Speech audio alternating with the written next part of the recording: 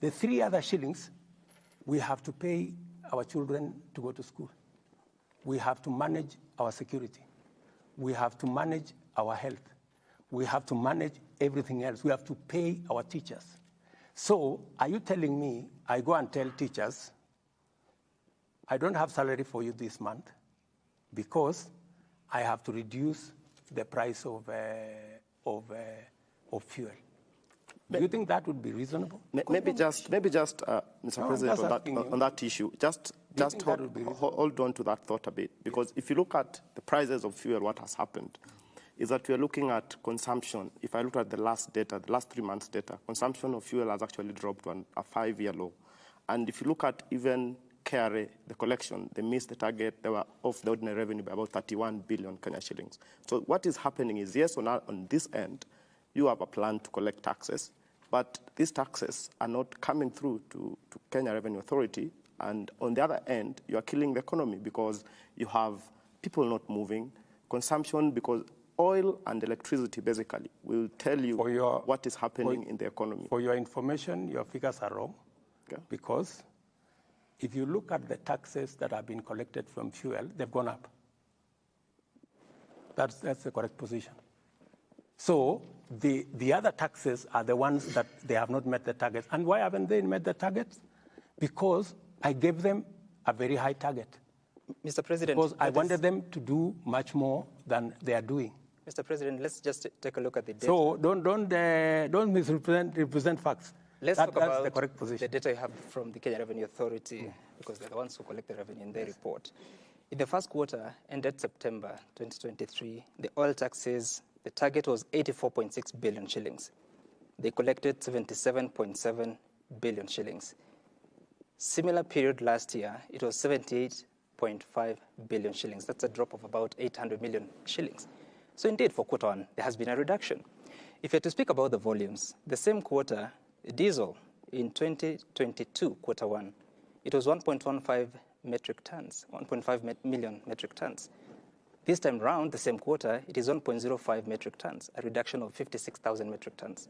For petrol, 770,000 for quarter one 2022. Quarter one this year, it is 742,000, a reduction of 28,000 metric tons. So there has been a reduction. The difference comes in because the taxes are higher, more expensive than it was last year. That is not the correct position, my friend. Those are figures from KRA. Let me explain to you. Okay. We import fuel for Kenya, but 40% of that fuel goes to Uganda, Rwanda, and sometimes all the way to DRC. With the eastern DRC get fuel from Kenya, right? So when you look at the figures, you must know that there is a component of fuel that is not sold in Kenya, that is sold outside Kenya. That you must KRA reports about the revenue, isn't it? That's what you must know first, yeah. Right? So when you are looking at the quantities and the numbers, you need to factor that into the equation, all right? And secondly, we are beginning to look at other alternatives. A lot more people now we've connected to electricity, people who are using diesel. In fact, this year, most of our thermal energy electricity generation has gone down. Why? Because we have moved the number of Kenyans on electricity from 2.3 in 2013 to now 9.4. So we have more Kenyans who are not using diesel. We have more companies. We have more infrastructure who are using diesel that now we have connected to electricity. That explains some of the reduction. If you look at but this is a direct consequence from the Finance Act of 2023. That's not the correct position. I am telling you KRA is reporting, more and Mr. more. President. Exactly. So why I'm telling you, the quantities that have gone down is because more people are not using diesel, especially in the big companies, if you look at what we are saying, because we have made it possible for them to use electricity. We have reduced, in certain cases, electricity for industrial power. so that instead of them powering their mechanism using diesel, they are now using electricity that we are generating. And it is partly why we have connected more people to electricity. Je, Mheshimiwa Rais, tukisalia tu kwa swala la bei ya mafuta. Dio. Na hii project ama tunaweza sema hii G2G deal ama mpango wa G2G deal. Correct. Azma yake ilikuwa ni kupunguza hata bei ya mafuta. Je, did we achieve the required results? Wewe ndio umesema azma yake ni kupunguza bei. Azma yake ilikuwa ni kuhakikisha kwamba number one, we have fuel. Because when I came into office, people were queuing in petrol stations for fuel. True? That was the case. Now, nobody is queuing in any petrol station. We have continuous supply. Number two, half the companies in Kenya, fuel companies, had closed down. Today, no company is operating outside the net. Every company has fuel. Number three,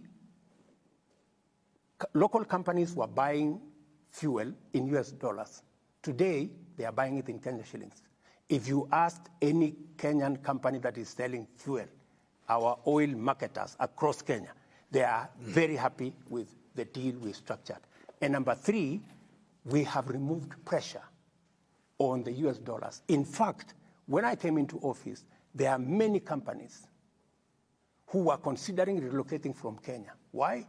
Because if you can't have foreign currency to pay your dividends for companies that are not Kenyan, there was a backlog of almost 8 months of companies that had not paid dividends for their investors because there was no dollars in the market. Today, I have made sure that though the dollar is high, but it is available. Mheshimiwa Rais, katika sikukuu ya Jamhuri ulisema kwamba uchumi wa taifa umeimarika. Kabisa. Siku chache kabla ya hotuba yako, Naibu Rais Rigathi Gachagua alikuwa amesema huenda ikachukua muda hata wa takriban miaka 10 hivi katika kushughulikia masuala muhimu ya wananchi. Wakati fulani Waziri wa Fedha Henry Rotich akasema kwamba hapana. Waziri wa Fedha Njuguna Ndung'u akasema kwamba hali ni ngumu kwa taifa, hasa kulipa mishahara na masuala mengine ambayo yanahusiana na fedha. Hali ya uchumi iko vipi Mheshimiwa Rais? Na tukisalia hapo, Prime CS Musalia Mudavadi amesema 3 years. You know, to quote him verbatim, he's forecasting a difficult 2 to 3 years, asking Kenyans to bear the burden. So just like Kitu here is asking, during your manifesto launch, Mr. President, you called it the plan. Is there a plan for economic recovery? Because you are saying this, your deputy is saying another thing, Treasury CS, a different thing, Prime Cabinet Secretary. I mean, this should be one government that speaks in one voice. And Kenyans themselves, Mr. President, wanaumia. Wakenya wanasikiza pia, huyu anasema hivi, huyu anasema hivi. Tuliza boli. Tumelituliza. Nani anasema kweli? Sikizeni. Nimesema hivi, nataka kuwajibu nyinyi wote watatu. Mimi nimesema, if you read my statement, I said our economy today is out of debt distress. And that is the truth. For your information, if I didn't step in, let me even say, if I wasn't president, the kind of decisions I have made, very difficult decisions, you know, very painful decisions. Decisions that I know they will cause pain, but it is better we make those decisions now than get Kenya into debt distress. There are almost 8 countries in our continent, including one that went into debt distress. I don't want to mention countries, you know them, last almost 3 weeks or 1 month. That is the worst thing that can happen to any country, to go into debt distress. We are now out of debt distress. Our economy is stable, but the difficult patch is still there. We still have to navigate. All we have done is to avoid the cliff, right? That we have avoided because we have negotiated, we have put brakes on expenditure. We have negotiated a good package with the World Bank, with IMF, with development partners, with bilateral countries, China, Europe, and everywhere. And that's why I have been on the road so many times. People ask, what is he doing? it was necessary for me to step in and stabilize so that Kenya does not go into debt distress. Let me tell you what Ndungu was saying. Ndungu was in parliament. That's actually where I was headed. He says the government is broke. Ndungu was in parliament, and he was being pushed. Or you need to do this more. Ndungu was telling them, look, we don't have the kind of money you're talking about. We don't have money to increase this and to increase this and to increase this. That is the correct position. We have, and that is why we are cutting back on many aspects, because this is what is required at this point in time. It is the difficult decisions we have to make now so that tomorrow looks better. Mheshimiwa Rais, ufafanuzi wako wa uchumi kuimarika ni nini wakati ambapo Wakenya wengi wamelalamikia gharama ya maisha? And you see, what Musalia is saying is for us to be able to get to a place where we can say we are good, you know, that things are moving, there is money in the pocket, we can feed ourselves, we can do everything. It takes time, right? How long? And it takes time because How long, Mr. President? You want me to say 3 months, 5 months, 1 year? No, you're quoting your Prime Cabinet Secretary who says 2 to 3 years. Relax. Yeah. Because we are not in charge of all the factors that will finally determine where we are going, let us give ourselves time. But I want to promise the people of Kenya that we will sort this situation out. Mheshimiwa Rais, unaposema uchumi umeimarika, ufafanuzi wako uchumi kuimarika ni nini, hasa wakati ambapo Wakenya wanalalamikia gharama ya maisha? Number one, na ni vizuri umeuliza gharama ya maisha. Gharama ya maisha inachangiwa na vitu vitatu. Ya kwanza ni gharama ya chakula, right? Na nikisema uchumi iko na uchumi ya tumbo.